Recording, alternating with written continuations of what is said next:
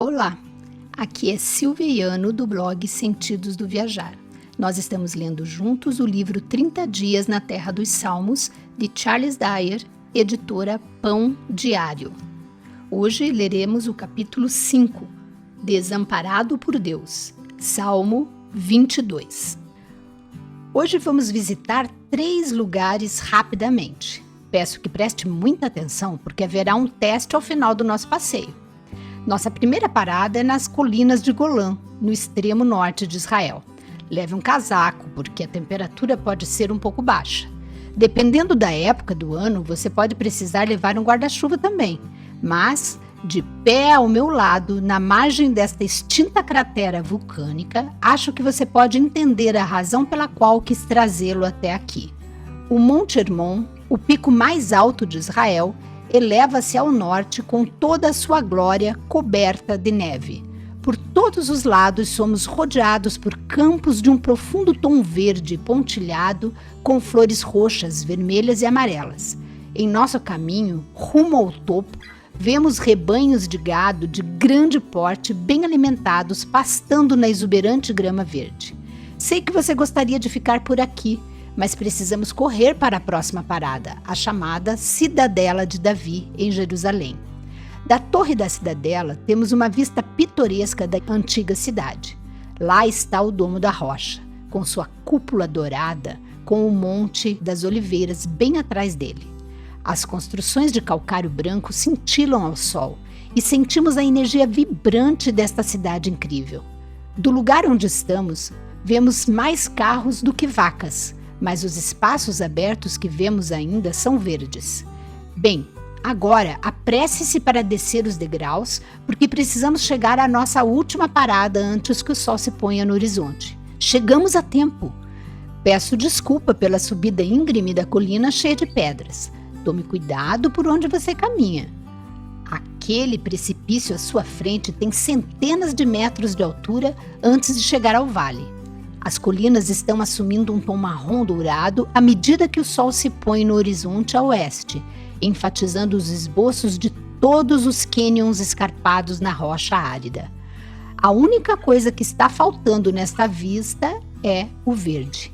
Nada de plantas, nada de pastagens, nada de flores, apenas rochas empoeiradas e areia. Tudo bem, agora é a hora do teste. Dos 3 lugares que visitamos, qual deles você descreve como desamparado por Deus? A, B ou C? Tenho a sensação de que você escolheu a letra C. Porém, com base no Salmo 22, você errou. A resposta é A ou B. Estou achando que você está confuso. Então, vamos consultar o que Davi escreveu neste salmo de sofrimento pessoal?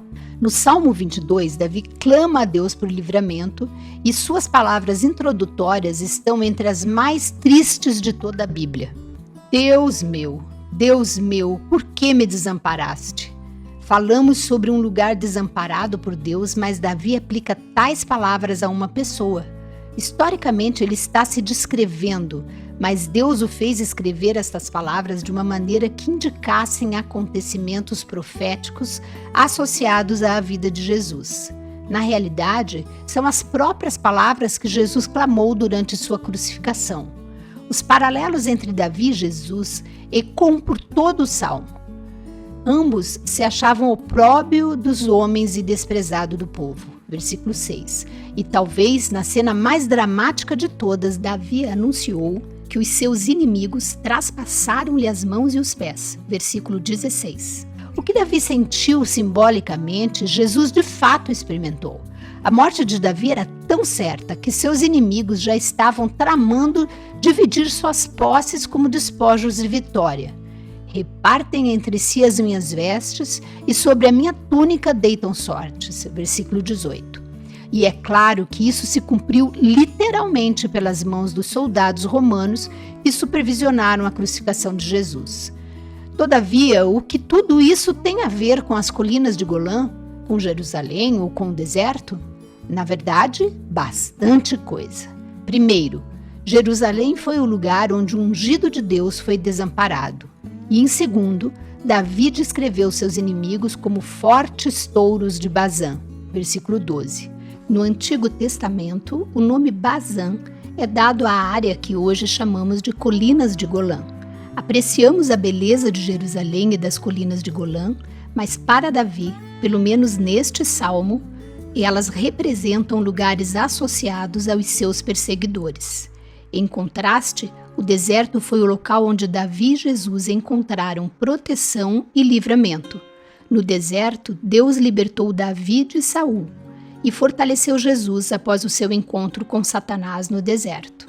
Tudo isso nos leva de volta ao Salmo 22. Lembre-se de que o Salmo identifica uma pessoa, não um lugar, como alguém desamparado por Deus.